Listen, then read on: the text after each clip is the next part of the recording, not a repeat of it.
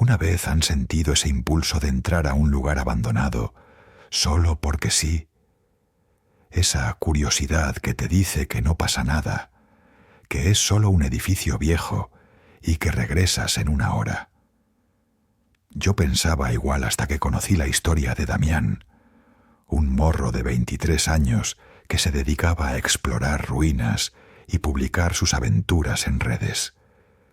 Lo que él no sabía es que su último video sería encontrado 3 semanas después de su desaparición, y lo que grabó esa noche cambió para siempre mi forma de ver estos lugares.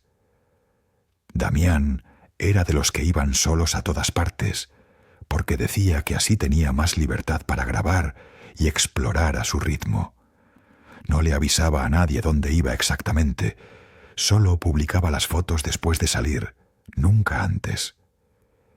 Esa noche de octubre decidió meterse al Sanatorio San Rafael, un hospital psiquiátrico clausurado desde los años 80 que está en las afueras de la ciudad. El edificio tiene fama. Todos en el barrio saben que ahí pasaron cosas muy oscuras. Pero Damián nunca investigó nada de eso. Para él era solo otro lugar abandonado, una locación perfecta para su contenido. Y eso fue su primer error fatal. El video empieza normal, con Damián entrando por una ventana rota en la planta baja. Se ve entusiasmado, hace chistes sobre el olor a humedad y muestra las paredes llenas de grafiti. Lo que llama la atención es que menciona que son las 8 de la noche y que quiere capturar el lugar con la luz natural del atardecer, antes de que oscurezca por completo. Camina por pasillos estrechos. Sus pasos resuenan en el silencio espeso del sanatorio, y cada tanto se detiene a grabar habitaciones vacías con camas oxidadas y sillas de ruedas volcadas. Todo parece una exploración común hasta que llega al segundo piso y encuentra algo que lo deja helado.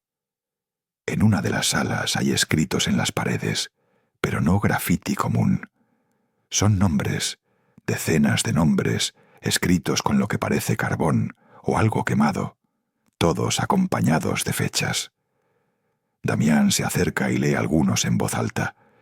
Todos corresponden a pacientes que murieron en el sanatorio entre 1975 y 1982. Lo inquietante es que debajo de cada nombre hay una frase repetida: no nos fuimos. Damián intenta bromear diciendo que probablemente es una broma de otros exploradores, pero su voz ya no suena tan segura. Se nota que empieza a sentirse incómodo. Mira hacia atrás varias veces, como si esperara ver algo. Ahí es donde el video toma un giro que te pone la piel chinita. Damián decide subir al tercer piso, el ala de tratamientos intensivos, donde, según los registros que nunca consultó, se realizaban procedimientos experimentales sin consentimiento. La escalera cruje bajo su peso, el sonido es seco y agudo, y cuando llega arriba hay un silencio distinto. No es solo ausencia de ruido, es un silencio que pesa, que te hace sentir observado. Damián lo menciona en el video. Dice textualmente que siente como si el aire fuera más denso, más difícil de respirar. Encuentra una puerta entreabierta con un letrero descolorido que dice «Sala de observación», y contra todo instinto la empuja para entrar. La habitación está casi vacía, excepto por una silla de metal en el centro y una ventana tapiada con tablones de madera podrida. Damián enfoca su cámara hacia la silla y se da cuenta de que hay algo tallado en el respaldo, símbolos que no reconoce y una fecha: octubre 27, la misma fecha de ese día. En el video se escucha su respiración acelerarse. Murmura que es solo coincidencia, que tiene que ser coincidencia. Pero entonces sucede algo que hace que todo cambie. Desde algún lugar del edificio, tal vez del piso de abajo o tal vez de más cerca, se escucha una voz que llama su nombre. No es un grito, es un susurro arrastrado que resuena por los pasillos vacíos. Damián se queda paralizado. La cámara tiembla en su mano. Pregunta si hay alguien ahí. Su voz se quiebra un poco, y el silencio que sigue es peor que cualquier respuesta. Después de unos segundos eternos, decide que es momento de irse. Gira hacia la puerta, pero ésta se cierra de golpe frente a él. El sonido es brutal, como un portazo que retumba en todo el edificio. Damián intenta abrirla, jala la manija con fuerza, mientras murmura palabras que no se entienden bien. Pero la puerta no se mueve ni un milímetro. El video dura 42 minutos en total, y los últimos 15 son una pesadilla. Damián intenta todas las salidas de la habitación, golpea la ventana tapiada hasta lastimarse las manos, grita pidiendo ayuda, sabiendo que nadie puede escucharlo. La cámara cae al suelo en un momento, y desde ese ángulo se ve algo que él no alcanza a notar. En el reflejo de un vidrio roto sobre la pared hay una silueta parada detrás de él, delgada y encorvada, pero cuando la cámara enfoca directamente, no hay nada. Damián sigue intentando salir, cada vez más desesperado, y entonces la batería de su cámara empieza a morir. Las últimas imágenes son borrosas, oscuras, y lo último que se escucha es a Damián rogando, suplicando que lo dejen ir. Encontraron la cámara 3 semanas después, dentro de la sala de observación, sobre la silla de metal. La puerta estaba abierta. No había señales de forcejeo, ni de que alguien hubiera estado atrapado ahí. De Damián nunca se supo nada, como si simplemente se hubiera desvanecido dentro de esos muros. Su familia publicó el video, esperando que alguien tuviera información, pero lo único que generó fue miedo. Nadie quiere entrar ya a ese sanatorio, y los pocos que lo han hecho dicen que en el 3er piso se escuchan golpes constantes desde adentro de la sala de observación. La puerta siempre está cerrada. Esta historia me marcó, porque Damián hizo todo mal. Se fue solo sin decirle a nadie dónde estaría exactamente. No investigó qué demonios había pasado en ese lugar. Y entró confiado pensando que el único peligro eran pisos inestables o vidrios rotos. Si hubiera sabido la historia del sanatorio, si alguien hubiera estado esperándolo afuera, si simplemente hubiera avisado su ubicación exacta, tal vez estaría vivo. Pero no lo hizo, y ahora es solo un nombre más en las paredes de San Rafael. Cuando explores lugares abandonados, recuerda esto. El silencio que nadie escucha es el más peligroso de todos. Hay algo que aprendí trabajando en rescate urbano durante 5 años. Las estructuras abandonadas no avisan cuando van a colapsar, simplemente lo hacen. Pero siempre hay señales, grietas en las paredes, pisos combados, vigas vencidas, y la mayoría de exploradores las ignoran porque están demasiado ocupados buscando fantasmas. La verdad es que lo que más mata en estos lugares no son las entidades, es la gravedad. Aunque a veces, solo a veces, ambas cosas trabajan juntas, y eso fue exactamente lo que le pasó a un compa llamado Sergio en la fábrica textil Santa Rosa. Sergio era fotógrafo urbano, de esos que buscan la toma perfecta sin importar el riesgo.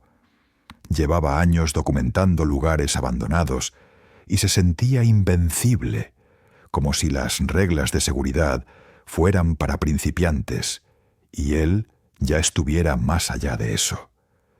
Cuando decidió entrar a Santa Rosa una noche de noviembre, varios le advertimos que no lo hiciera. La fábrica llevaba cerrada desde 1998, después de que un incendio matara a trabajadores en el turno nocturno. El lugar estaba condenado. Literalmente tenía sellos de peligro estructural en cada entrada, Pero Sergio decía que esas advertencias eran exageradas, que solo buscaban mantener alejados a los curiosos. La fábrica es un monstruo de concreto y metal de 3 pisos, con ventanas rotas que parecen ojos vacíos y un techo que se hunde en varios puntos. Sergio entró por el ala este, donde las paredes exteriores están cubiertas de musgo negro y el olor a humedad y óxido es tan fuerte que te arde la garganta. Llevaba su cámara profesional con un flash externo potente, de esos que iluminan como si fuera de día, porque quería capturar cada detalle de la decadencia industrial. No le importó que el piso del primer nivel crujiera bajo sus botas, ni que viera grietas anchas como puños recorriendo las columnas de soporte. Para él todo eso era parte de la estética, del encanto de lo deteriorado. Subió al segundo piso por una escalera metálica que estaba oxidada hasta el punto de tener agujeros en algunos escalones. Cada paso sonaba como si fuera a ceder, pero Sergio siguió adelante porque había visto en sus planos que en ese nivel estaban las antiguas líneas de producción, con las máquinas de tejer todavía en su lugar. Cuando llegó arriba, el panorama era surreal. Docenas de telares gigantes cubiertos de polvo y telarañas, algunos volcados, otros todavía en posición, como si esperaran que alguien los encendiera.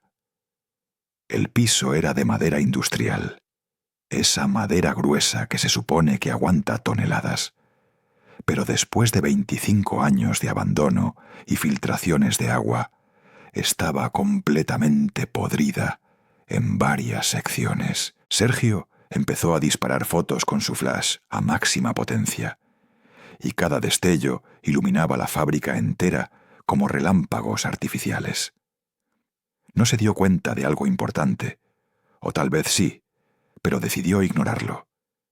Cada vez que el flash se disparaba, las sombras en las esquinas parecían moverse, contraerse, como si algo se replegara ante la luz. Había algo en esas sombras que no era natural, algo denso y consciente, y el flash no solo las revelaba, sino que las molestaba. Sergio siguió tomando fotos, caminando entre las máquinas sin prestar atención al hecho de que el piso bajo sus pies se hundía ligeramente con cada paso, haciendo un sonido de madera crujiente que cualquiera con experiencia habría reconocido como advertencia de colapso inminente. Fue cuando intentó capturar una toma desde el centro de la sala que todo cambió. Sergio se paró sobre una sección del piso que ya estaba visiblemente combada. Se veía a simple vista que la madera estaba vencida, pero él estaba concentrado en el ángulo perfecto. Disparó el flash y en ese momento 2 cosas pasaron simultáneamente. Primero, en la fotografía que después encontraron en su cámara, se ve claramente una figura alta y delgada, parada junto a uno de los telares, mirando directamente hacia él con algo que no eran ojos, sino agujeros negros. Segundo, el piso cedió bajo su peso. No fue un colapso total, fue peor. La madera se rompió en una sección de aproximadamente 2 metros cuadrados, y Sergio cayó hasta la mitad, quedando atrapado con el torso arriba y las piernas colgando hacia el primer piso. Las astillas de madera le cortaron los costados y los brazos, pero lo que realmente lo aterrorizó fue lo que vio abajo. En el primer piso, directamente debajo de él, había algo moviéndose en la oscuridad. No era una sombra común, era algo sólido que se arrastraba entre los escombros, emitiendo un sonido rasposo como metal contra concreto. Sergio intentó impulsarse hacia arriba, pero cada movimiento hacía que más madera crujiera y cediera. Ahí quedó atrapado, sangrando, con la cámara todavía colgando de su cuello. En su desesperación cometió otro error. Encendió su linterna frontal a máxima potencia para ver qué había abajo. y la criatura, o presencia o lo que fuera, reaccionó inmediatamente. Se escuchó un aullido que no era humano ni animal. Era algo intermedio y profundo, que hizo vibrar las vigas de metal. La cosa empezó a trepar por los escombros hacia el agujero, y Sergio pudo ver brevemente algo que describió en sus gritos, como brazos huesudos y una cara que era solo mandíbula. Logró zafarse con una fuerza que solo da el pánico absoluto, dejando piel y carne en las astillas, y corrió hacia la escalera sin mirar atrás. Cuando Sergio salió de Santa Rosa, tenía cortes profundos en todo el torso, 2 costillas rotas y un trauma psicológico que no pudo superar jamás. Nos contó todo en el hospital, todavía temblando, y cuando le preguntamos por qué no respetó las señales de peligro estructural, solo repetía que no creía que fueran reales. Esa es la trampa en la que caen muchos exploradores. Piensan que el verdadero peligro es lo paranormal. Entonces ignoran lo físico, las advertencias reales de que un edificio está a punto de caer sobre ellos. Y cuando finalmente prestan atención a las señales estructurales, es porque algo más los obligó a notarlas de la peor manera posible. La cámara de Sergio quedó en la fábrica. Nunca quiso volver por ella. Meses después, un grupo de demolición entró a evaluar el edificio y la encontraron en el 2º piso, exactamente donde él la dejó caer. Las fotos estaban intactas en la memoria, incluyendo esa imagen de la figura junto al telar. Lo perturbador es que hay otras 200 fotos después de esa, todas tomadas durante las 3 horas siguientes a que Sergio escapó. Son fotos del interior de la fábrica desde ángulos imposibles, como si alguien o algo hubiera seguido usando su cámara. En ninguna aparece nada más que sombras y luz de flash, pero en todas se ve la misma sección de piso colapsado desde arriba, como si algo estuviera parado justo donde Sergio había caído, mirando hacia abajo al agujero que él dejó.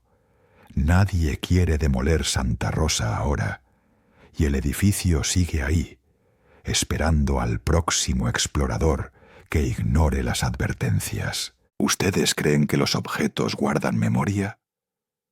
No hablo de esa chamba New Age de cristales y energías. Hablo de algo mucho más oscuro, de cosas que fueron testigos de tanto sufrimiento que quedaron marcadas para siempre. Yo no creía en eso hasta que conocí a Valeria, una exploradora urbana de 32 años que coleccionaba objetos de lugares abandonados. Fotografías viejas, juguetes rotos, cartas sin enviar, cualquier cosa que le pareciera interesante terminaba en su mochila. Le advertí 1000 veces que eso estaba mal, que esas cosas no son nuestras y que hay razones por las que quedaron ahí. Ella solo se reía y decía que eran basura olvidada, que nadie las extrañaría, hasta que tomó ese rosario del orfanato Nuestra Señora del Perpetuo Socorro. El orfanato cerró en 1987, después de que salieron a la luz casos de maltrato severo hacia los niños. Hablamos de golpizas, encierros en sótanos oscuros por días, privación de comida como castigo, cosas que te revuelven el estómago solo de pensarlas. Murieron 3 niños ahí, en circunstancias que nunca quedaron claras, y las monjas responsables desaparecieron antes de que pudieran ser juzgadas. El edificio quedó abandonado con todo adentro, desde las camas de metal hasta los crucifijos en las paredes, como si todos hubieran huido de un día para otro. Valeria sabía todo esto. Había investigado la historia del lugar, porque eso sí lo hacía, pero nunca le importó lo suficiente como para respetar lo que encontraba ahí dentro. Entró un sábado por la tarde, sola como siempre, y recorrió las habitaciones documentando todo con su cámara. En el segundo piso encontró lo que había sido la capilla del orfanato, un espacio pequeño con bancas de madera carcomidas y un altar cubierto de polvo. Sobre el altar había un rosario de cuentas negras con un crucifijo de plata oxidada, y Valeria lo tomó sin pensarlo 2 veces. Me dijo después que le pareció hermoso, a pesar del deterioro, que sería perfecto para su colección de objetos religiosos abandonados. No rezó, no pidió permiso, ni siquiera tuvo ese pensamiento básico de que tal vez ese rosario había sido importante para alguien. Simplemente lo guardó en su bolsillo y siguió explorando como si nada. Las primeras 2 semanas no pasó nada fuera de lo común. Valeria colocó el rosario en una repisa de su sala, junto a otras cosas que había recolectado en exploraciones anteriores. Pero entonces empezaron los sueños. Y cuando digo sueños, me refiero a pesadillas tan vívidas que ella despertaba gritando. Soñaba que estaba encerrada en un cuarto oscuro y frío, tan pequeño que no podía estirar los brazos, y escuchaba voces de niños llorando al otro lado de la pared. En el sueño, ella también era una niña, no más de 8 o 9 años, y sabía que había hecho algo malo, aunque no recordaba qué. Una voz de mujer rezaba el rosario afuera del cuarto, pero las oraciones sonaban como maldiciones. Cada Ave María era una condena. Valeria intentó ignorar los sueños, tomó pastillas para dormir y hasta fue con un terapeuta que le dijo que probablemente era estrés postraumático de todas las cosas perturbadoras que había visto en sus exploraciones. Pero los sueños no pararon, se hicieron más intensos y específicos. Empezó a soñar con nombres de niños que gritaban pidiendo ayuda, y cuando despertaba los recordaba todos. Por curiosidad, buscó esos nombres en Internet y se le heló la sangre. Eran los nombres de los niños que habían estado en el orfanato, incluidos los 3 que murieron. 27 nombres en total, todos reales, todos documentados en los archivos que se hicieron públicos después del escándalo. Ahí fue cuando Valeria empezó a asustarse de verdad. Me llamó una madrugada llorando, diciéndome que algo andaba mal con el rosario, que podía sentirlo vibrando en las noches. Le dije que lo devolviera, que lo llevara de regreso al orfanato y lo dejara exactamente donde lo encontró, pero ella tenía miedo de volver sola a ese lugar. Pasó otra semana y las cosas escalaron de una forma que ninguno esperábamos. Valeria empezó a ver a una niña en su departamento, siempre en los rincones oscuros, siempre mirándola con ojos que ella describía como vacíos y acusadores. La niña usaba un vestido gris sucio y tenía moretones en los brazos, y cada vez que Valeria intentaba acercarse, desaparecía dejando un olor agrio a humedad y miedo. Una noche Valeria despertó y la niña estaba parada junto a su cama, sosteniendo el rosario en sus manos pequeñas. La niña movía los labios como si rezara, pero no salía ningún sonido, y sus dedos pasaban las cuentas negras una por una, con movimientos mecánicos. Valeria quedó paralizada, no podía moverse ni gritar, y la niña se acercó más hasta que sus caras quedaron a centímetros de distancia. Entonces la niña habló con una voz que no era de niña, sino de muchas voces superpuestas, y le dijo algo que Valeria nunca pudo olvidar. Le dijo que el rosario había sido usado para castigarlos, que las monjas les pegaban con él hasta sacarles sangre mientras rezaban por sus almas pecadoras, y que ahora era su turno de entender ese dolor. Desde esa noche Valeria empezó a encontrar marcas en su cuerpo. Moretones circulares del tamaño de las cuentas del rosario aparecían en sus brazos y piernas sin explicación. formando patrones como si alguien la hubiera golpeado con una cadena. Los doctores no encontraban nada malo.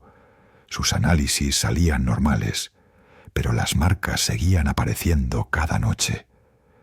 Lo peor era que Valeria empezó a escuchar el rosario siendo rezado en su departamento a todas horas. Esas mismas oraciones que sonaban como condenas, y no importaba dónde se fuera, el sonido la seguía. Se mudó a casa de su mamá, luego a un hotel, pero las voces y las marcas continuaban. Finalmente, reunió el valor para volver al orfanato, 2 meses después de haber tomado el rosario. Yo la acompañé porque me lo suplicó, y puedo jurarles que ese lugar tiene una presencia que te oprime el pecho desde que cruzas la puerta. Subimos a la capilla y Valeria colocó el rosario de vuelta sobre el altar, con manos temblorosas, pidiendo perdón en voz alta a quien quisiera escuchar. Por un momento pareció que todo estaría bien. El aire se sintió más ligero y el silencio fue menos opresivo. Pero cuando íbamos saliendo, Valeria volteó hacia atrás y vio a todos los niños parados en las bancas, 27 figuras pequeñas, mirándola con expresiones que mezclaban perdón y advertencia. Han pasado 6 meses desde entonces. Valeria ya no explora lugares abandonados y destruyó toda su colección de objetos recuperados. Las marcas pararon, los sueños también, pero ella jura que todavía escucha el rosario siendo rezado algunas noches, muy bajito, como un recordatorio de que hay cosas que no nos pertenecen y nunca deberían salir de donde están.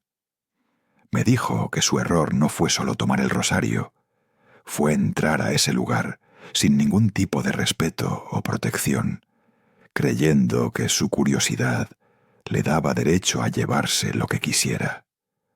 Ahora carga con la culpa de haber perturbado algo que debió quedarse en paz, y esa culpa pesa más que cualquier objeto maldito. Hay una regla no escrita entre los exploradores urbanos con experiencia. Si el sol se está poniendo y todavía estás adentro, ya perdiste. Los lugares abandonados cambian cuando cae la noche. No es mi imaginación, ni son cuentos de viejas. Es algo que cualquiera que haya pasado suficiente tiempo en estas ruinas puede confirmarte. La luz del día mantiene ciertas cosas dormidas, como si la oscuridad fuera una invitación para que lo que habita en las sombras salga a reclamar su territorio. Esto es exactamente lo que aprendió un equipo de exploradores cuando quedaron atrapados en el hospital psiquiátrico La Castañeda después del anochecer. Y créanme, lo que vivieron esa noche los marcó para siempre. El equipo estaba formado por Andrés, el líder del grupo y el que tenía más experiencia, Lucía, su novia que manejaba las cámaras, Roberto, un compa que apenas llevaba 3 meses en esto, y Mariana, una chava que documentaba todo para su canal de montage. Entraron al hospital a las de la tarde de un viernes de marzo, calculando que tenían como 3 horas de luz natural antes del atardecer. El plan era simple: grabar material en el ala este, la sección de cuidados intensivos, y salir antes de las 7. Lo que no consideraron es que La Castañeda es enorme, un laberinto de pasillos interconectados y habitaciones idénticas, y que una vez adentro es muy fácil perder la noción del tiempo y la orientación. Las primeras 2 horas transcurrieron sin problemas. Encontraron salas con camas de metal todavía en fila, paredes con pintura descascarada que revelaba capas de diferentes colores, y ese olor característico de los hospitales viejos mezclado con humedad y abandono. Roberto se sentía incómodo desde el principio. Decía que el lugar tenía una vibra pesada, pero los demás lo tranquilizaron, diciéndole que era normal sentirse así en sitios con tanta historia de sufrimiento. Siguieron avanzando más profundo en el edificio, documentando cada hallazgo. Y cuando Andrés revisó su reloj, ya eran las 6:30. El sol se estaba poniendo rápido y todavía estaban en el tercer piso del ala este. Decidieron regresar por el mismo camino que habían usado para entrar, pero ahí empezó el problema. Los pasillos que recordaban haber recorrido ya no se veían iguales con la luz del atardecer, filtrándose por las ventanas rotas. Las sombras se alargaban de formas extrañas y los números de las habitaciones parecían estar en desorden, como si el edificio se hubiera reorganizado mientras ellos exploraban. Mariana sugirió que tal vez habían dado vuelta en el lugar equivocado y propuso intentar otra ruta, pero cada pasillo que tomaban los llevaba a callejones sin salida o escaleras bloqueadas con escombros. Para cuando se dieron cuenta de que estaban genuinamente perdidos, ya había oscurecido por completo. Ahí fue cuando el hospital empezó a cambiar. No fue algo gradual. Fue como si un interruptor se activara en el momento exacto en que la última luz del día desapareció. Empezaron a escuchar sonidos que no habían estado ahí antes, pasos arrastrándose en los pisos superiores, puertas cerrándose solas en la distancia, y un llanto bajo y constante que parecía venir de todas partes y de ninguna al mismo tiempo. Roberto entró en pánico y quiso correr hacia cualquier salida que encontrara, pero Andrés lo detuvo porque sabía que separarse en un lugar así era lo peor que podían hacer. Se agruparon en una de las salas, encendieron sus linternas y trataron de calmarse para pensar con claridad. Lucía sacó su cámara para documentar la situación, pensando que tal vez después podrían revisar el material y orientarse mejor. Pero cuando encendió la cámara y enfocó el pasillo por el que habían llegado, en la pantalla se veía algo que a simple vista no estaban viendo. Había figuras paradas en la oscuridad, siluetas de personas que no se movían, solo observaban. Lucía les mostró la pantalla a los demás y todos sintieron ese escalofrío que te recorre la espalda cuando confirmas que algo está terriblemente mal. Andrés intentó mantener la calma y sugirió que buscaran una ventana grande por donde pudieran salir, aunque eso significara bajar 3 pisos por la pared exterior. Pero cuando fueron a la ventana más cercana, descubrieron que todas estaban tapiadas con ladrillos que juraban no haber visto antes. Las siguientes horas fueron una pesadilla de la que ninguno pudo despertar. Cada vez que encontraban una posible salida, algo pasaba para bloquearla. Escombros que caían justo cuando iban a pasar, puertas que se atascaban cuando intentaban abrirlas, escaleras que rechinaban amenazando con colapsar bajo su peso. Roberto juraba ver sombras moviéndose en su visión periférica, figuras que desaparecían cuando giraba la cabeza para mirarlas directamente.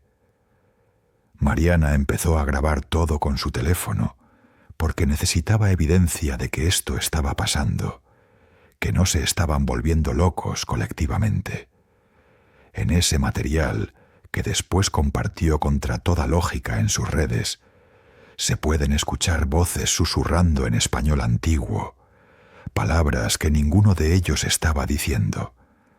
El momento más aterrador llegó cerca de la medianoche, cuando llegaron a lo que parecía ser el comedor del hospital. Era una sala enorme, con mesas largas cubiertas de polvo y sillas volcadas por todas partes. Ahí fue donde cometieron el 8º error fatal, que ni siquiera sabían que estaban cometiendo. Mariana, todavía grabando, mencionó exactamente dónde estaban, describió puntos de referencia específicos, hasta dijo el nombre completo del hospital y la sección donde se encontraban. Lo hizo pensando que si algo les pasaba, alguien sabría dónde buscarlos. No se le ocurrió que estaba exponiendo la ubicación exacta a cualquiera que viera ese video, incluyendo a gente que busca estos lugares específicamente para hacer rituales oscuros. Inmediatamente después de que Mariana terminó de hablar, todas las puertas del comedor se cerraron de golpe simultáneamente. El sonido fue ensordecedor, como disparos de cañón retumbando en el espacio cerrado. Las luces de sus linternas empezaron a parpadear, y en esos segundos de oscuridad entre parpadeos, podían ver que el comedor se estaba llenando de gente. No eran sombras ni apariciones translúcidas, eran figuras sólidas de hombres y mujeres en batas de hospital, sentados en las mesas, mirándolos con expresiones que mezclaban hambre y resentimiento. Cuando las luces se estabilizaron de nuevo, el comedor estaba vacío, pero el aire se había vuelto tan frío que podían ver su aliento. Lograron salir de la Castañeda a las 3 de la madrugada, no por encontrar una salida, sino porque el hospital simplemente los dejó ir. Una puerta que había estado cerrada toda la noche apareció abierta frente a ellos, como una invitación clara a marcharse. Salieron corriendo sin mirar atrás, y cuando estuvieron afuera, ninguno pudo explicar cómo habían llegado a esa salida específica que estaba en el lado completamente opuesto de donde habían entrado. Andrés tenía marcas de rasguños en los brazos que no recordaba haberse hecho. Lucía perdió su cámara en algún punto de la huida. Roberto desarrolló un tic nervioso que le duró meses, y Mariana cometió el error de publicar fragmentos del video. Ese video se volvió viral. Miles de personas lo vieron y comentaron, pero también atrajo el tipo equivocado de atención. Grupos de ocultistas empezaron a visitar la Castañeda buscando la sala específica que Mariana había mostrado, queriendo hacer contacto con lo que el equipo había encontrado. Algunos de esos grupos nunca salieron, y los que sí lograron escapar contaron historias aún peores que las del equipo original. Mariana tuvo que borrar el video y cerrar su canal después de que empezó a recibir amenazas de gente que la culpaba por haber profanado el lugar. Hasta el día de hoy, se arrepiente de haber compartido esa ubicación, de haber expuesto ese hospital a personas que no tenían ni idea del peligro real que estaban invocando. Si hay algo que he aprendido después de años explorando lugares abandonados es esto: siempre debes saber cómo vas a salir antes de entrar. Suena obvio, casi estúpido tener que decirlo, pero la cantidad de gente que se mete a estructuras complejas confiando en su memoria o en la suerte es aterradora.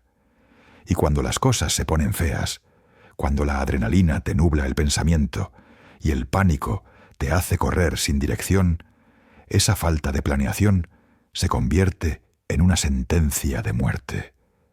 Esto fue exactamente lo que les pasó a un grupo de 5 exploradores en los túneles subterráneos de la prisión federal de Lecumberri, y su historia es la razón por la que ahora nunca entro a ningún lado sin marcar mi ruta de escape. El grupo estaba formado por exploradores experimentados, todos con al menos 2 años documentando lugares abandonados. Estaban Carlos y su hermano Miguel, Diana, que era ingeniera y supuestamente conocía de estructuras, Fabián, que llevaba el equipo de grabación profesional, y Katia, que había investigado la historia de Lecumberri por meses. Sabían que la prisión tenía túneles subterráneos construidos en los años 30, pasajes que conectaban diferentes secciones y que supuestamente llegaban hasta edificios gubernamentales cercanos. El objetivo era mapear esos túneles y grabar material exclusivo que nadie más había conseguido. Lo que no hicieron fue planear cómo iban a regresar si algo salía mal. Confiaron en que podían memorizar el camino y que los túneles serían relativamente simples de navegar. Entraron por un acceso en el sótano del edificio principal, una apertura en la pared que alguien había forzado años atrás. Los túneles eran más amplios de lo esperado, con techos abovedados de ladrillo y paredes húmedas cubiertas de moho negro. El aire era denso y difícil de respirar, con ese olor característico a tierra mojada y algo más, algo rancio que ninguno pudo identificar. Avanzaron con confianza, marcando ocasionalmente las paredes con tiza, pero las marcas eran esporádicas y sin un sistema claro. Carlos lideraba con un mapa antiguo que Katia había conseguido, pero ese mapa databa de 1942 y no reflejaba las modificaciones ni los colapsos que los túneles habían sufrido en las siguientes 8 décadas. Después de 2 horas de exploración, llegaron a una sección que no aparecía en el mapa, una red de túneles más estrechos que se ramificaban en múltiples direcciones. Ahí fue donde cometieron el error que selló su destino. Decidieron dividirse en 2 grupos para cubrir más terreno. Carlos, Miguel y Diana tomaron el túnel de la izquierda, mientras Fabián y Katia exploraron el de la derecha, acordando reunirse en 30 minutos. Ninguno consideró que sus radios de comunicación no funcionarían bajo tierra, ni que separarse en un laberinto sin señalización clara era básicamente garantizar que no volverían a encontrarse.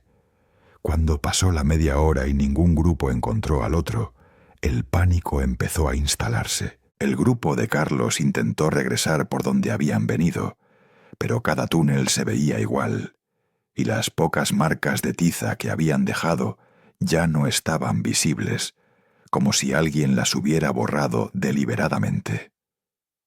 Caminaron en círculos durante horas. Sus linternas empezaban a debilitarse y el hambre y la sed se hacían presentes. Lo peor era que empezaron a escuchar cosas.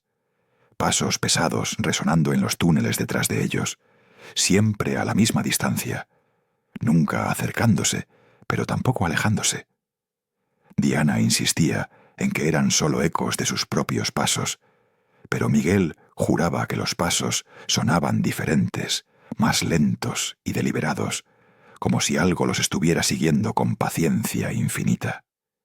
Mientras tanto, Fabián y Katia habían encontrado algo que los dejó helados. En una sección profunda de los túneles había celdas, pequeñas jaulas de metal oxidado empotradas en las paredes, cada una del tamaño justo para que una persona pudiera estar de pie, pero no sentarse.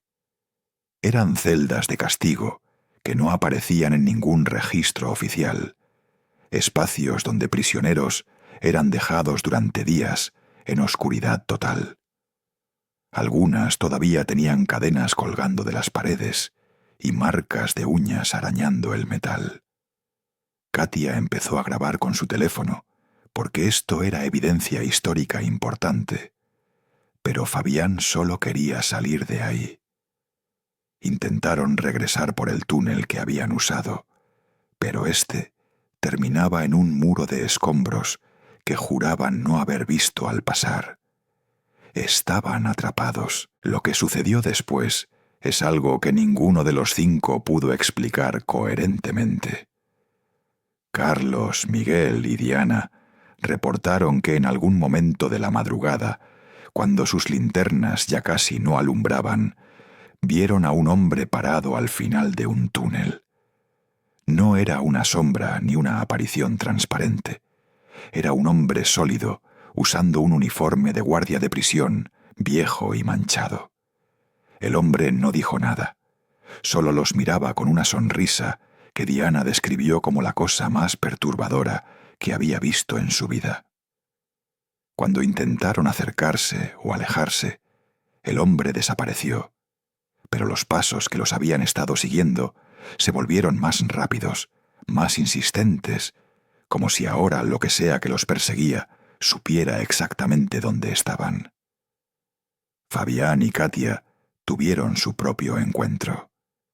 Mientras buscaban desesperadamente otra salida, llegaron a una sala grande con una mesa en el centro y sillas alrededor. Sobre la mesa había herramientas oxidadas que parecían instrumentos de tortura, y en las paredes había fotografías clavadas con cuchillos, fotografías de prisioneros que habían estado en Lecumberri.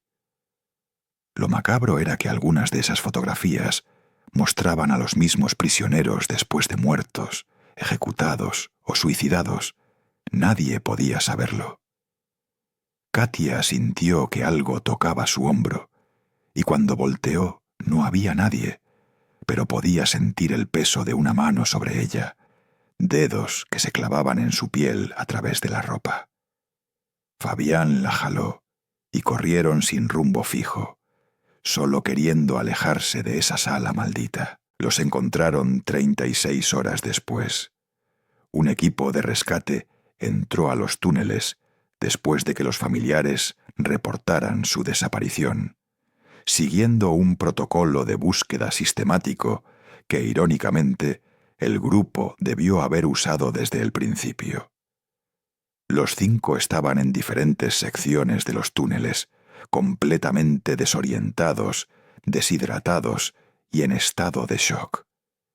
Miguel tenía marcas de arañazos en la espalda que no recordaba haberse hecho.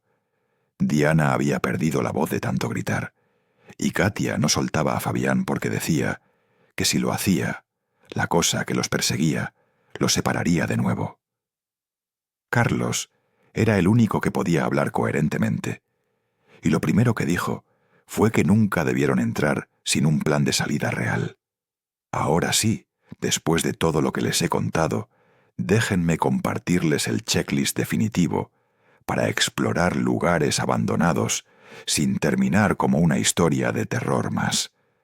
Primero, nunca vayan solos, siempre en grupo de mínimo 3 personas, y asegúrense de que alguien fuera del grupo sepa exactamente dónde están y cuándo deben regresar. Segundo, investiguen la historia completa del lugar antes de entrar, no solo los datos turísticos, sino los eventos traumáticos, las muertes, los escándalos, porque esos lugares cargan energías que necesitan ser respetadas. Tercero, respeten las señales de peligro estructural. Si ven grietas grandes, pisos combados o vigas caídas, no entren o busquen otra ruta, porque la gravedad mata más que cualquier fantasma. Cuarto, eviten usar luces brillantes o flash potente. Una linterna frontal con luz roja es suficiente y no atrae atención indeseada, ni de vivos ni de muertos. Quinto, nunca toquen objetos personales, fotografías, juguetes, ropa, nada que haya pertenecido a alguien, porque esas cosas están conectadas a energías que no queremos llevar a casa. Sexto, siempre lleven protección espiritual, un rosario bendecido, una oración que conozcan de memoria, sal en los bolsillos, lo que sea que se alinee con sus creencias, porque entrar a estos lugares sin ninguna protección es como ir desarmado a una guerra. Séptimo, planeen salir antes del anochecer. Los lugares abandonados cambian cuando oscurece y las reglas son diferentes. Si por alguna razón quedan atrapados después de la puesta del sol, quédense juntos y esperen a que amanezca sin moverse demasiado. Octavo, nunca documenten ni compartan ubicaciones exactas de estos lugares. Protejan estos sitios de vándalos y de gente que busca invocar cosas oscuras. Y noveno, el más importante, antes de entrar a cualquier estructura compleja, marquen su ruta con un sistema claro, cinta reflectante cada 5 metros, flechas con pintura, lo que sea, y memoricen puntos de referencia únicos para poder regresar, aunque pierdan las marcas. Hay un 10º punto que no entra en la lista oficial, pero que quiero que graben en su mente. Confíen en su instinto. Si algo se siente mal, si su cuerpo les dice que se vayan, háganle caso. No importa qué tan lejos hayan llegado o qué tan buena sea la toma que quieren conseguir, ningún video vale más que su vida o su cordura. Los lugares abandonados no son estudios de filmación ni parques de diversiones. Son tumbas de momentos oscuros de la historia donde el sufrimiento dejó marcas permanentes. Respétenlos, protéjanse y tal vez, solo tal vez, regresen a casa con una historia que contar en lugar de convertirse en la historia que otros contarán sobre ustedes.